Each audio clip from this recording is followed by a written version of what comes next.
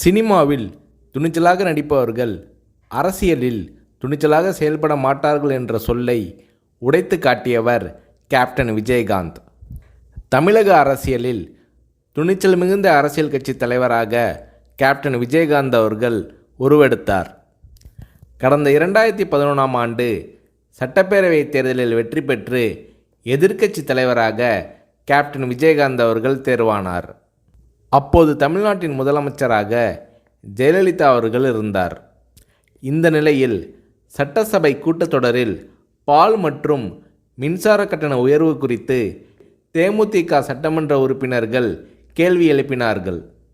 அப்போது அதிமுக தேமுதிக எம்எல்ஏக்கள் இடையே கடும் வாக்குவாதம் ஏற்பட்டது.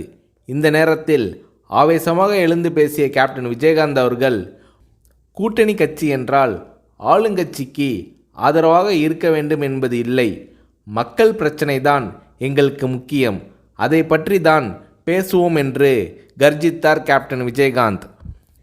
இந்த நேரத்தில் ஜெயலலிதா அவர்களும் கேப்டன் விஜயகாந்த் அவர்களும் மாறி மாறி கடும் விவாதத்தில் ஈடுபட்டனர். இது அன்றைய காலகட்டத்தில் பெரும் பரபரப்பாக பேசப்பட்டது.